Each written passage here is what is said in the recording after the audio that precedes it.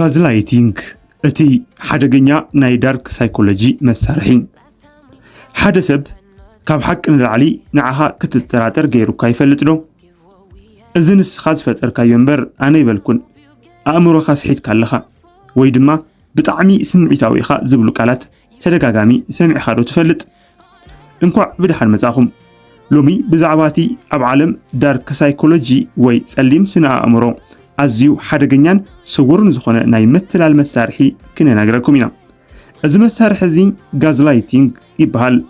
እዚ ሜላ እዚ ሓደ ሰብ ንናትካ ናይ ምዝካር ዓቕሚ፣ ንናትካ ቅኑዕ ሓሳብን ንናትካ ሚዛናውነትን ክትጠራጠር ብምግባር ንሱ ንዓኻ ሙሉእ ብምሉእ ክቆጻጸረካ ዝጥቀመሉ ናይ ኣእምሮ መጥቃዕቲ እዩ። ንምንታይ ደኣ ጋዝላይቲንግ ተባሂሉ? እዚ ቃል እዚ ካብ ሓደ ብ1944 ዝወፀ ጋዝላይት ዝበሃል ናይ ሆሊውድ ፊልም ዝመፀ እዩ። ኣብቲ ፊልም ሓደ ሰብኣይ ንሰበይቱ ኣእምሮኣ ስሒታ እያ ኢላ ክትኣምን ይደሊ። ነዚ ንምግባር ድማ ኣብ ገዝኦም ዘሎ ናይ ጋዝ መብራህቲ ጋዝላይት ድምፁ እናውፅአ ክፅልምት ከሎ ንሳ መብራህቲ እኮ ይፅልምት ኣሎ እንትብል ንሱ ግን ኣይፋልን መብራህቲ ከም ቀደሙ እዩ ዘሎ ንስኺ ኢኺ ክትሓሚ ጀሚርኪ ዘለኺ ይብላ። ሰበይቱ ግን ነዊሕ ግዜ እዚ ምስ ተደጋገመ ንዓይናን ኣእምሮኣን ምጥርጣር ጀሚራ። እዚ ድማ እቲ መሰረታዊ ሓሳብ።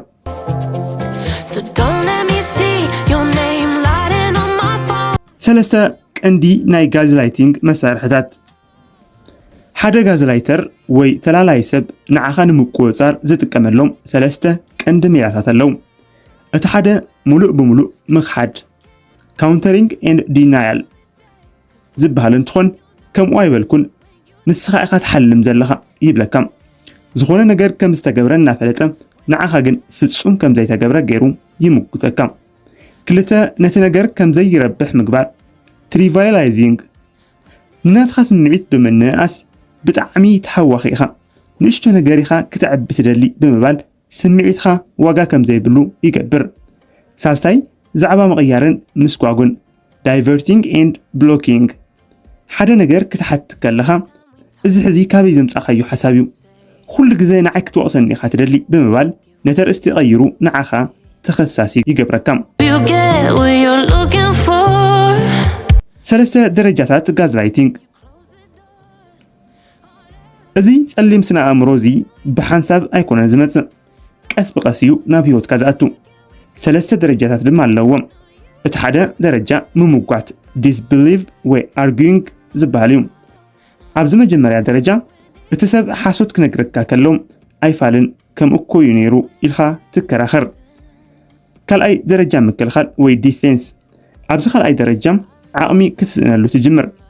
ኣነ እኮ ሕማቕ ሰብ ይኾንኩን እናበልካ ንርእስኻ ንምክልኻል ብዙሕ ሓይሊ ተውፅእ። ሳልሳይ ደረጃ ምቕባል ዲፕሬሽን ኤንድ ኣክሴፕታንስ እንትኾን እዚ እቲ ሓደገኛ ደረጃ እዩ። ሙሉእ ብምሉእ ንርእስኻ ምጥርጣር ትጅምር። ምናልባት እኮ ንሱ ቕኑዕ እዩ ኣነ እየ ዝጋገ ዘለኹ ኢልካ ተኣምን።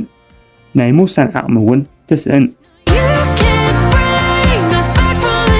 ንርእስኻ ብኸመይ ትከላኸል?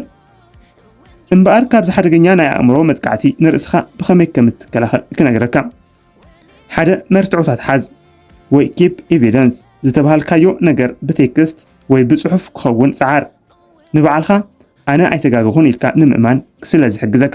ቀጺልኻ ክትከራኸር ኣይትፈትን። ዶንት ኣርጊው። ሓደ ጋዝላይተር ሓቂ ክቕበል ኣይኮነን ዝከራኸረካ ዘሎ። ስለዚ ኣነ ዝዝክሮ ነገር ኣለኒ ንስኻ እውን ናትካ ሓሳብ ኣለካ ኢልካ ነቲ ክትዕ ኣቋርጾም። ቀጺልኻ ደገፍ ረኸብ ጌት ኤ ሰርድ ፓርቲ ቪው። ንሓደ እሙን ዓርኪ ወይ ስድራ ብዛዕባ እቲ ኩነታት ንገሮ። ንሳቶም ካብቲ ኩነታት ወፃእ ስለ ዝኾኑ እቲ ሓቂ ንምርኣይ ስለ ዝሕግዙኻ። ኣብ መወዳእታ ጋዝላይቲንግ ኣብ ፍቕራዊ ዝምድና፣ ኣብ ስራሕ ቦታ ወይ ኣብ ስድራ ከጋጥም ይኽእል እዩ። ኣእምሮኻን ሚዛናውነትኻን ናትካ ክቡር ሃፍቲ እዩ። ንዝኾነ እውን ኣሕሊፍካ ከይትህብ።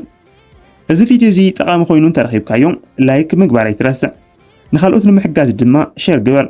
ብዛዕባ እዚ ርእይቶ ወይ ዘጋጠመካ ታሪኽ እንተልዩ ኣብ ኮሜንት ጻሓፈልና።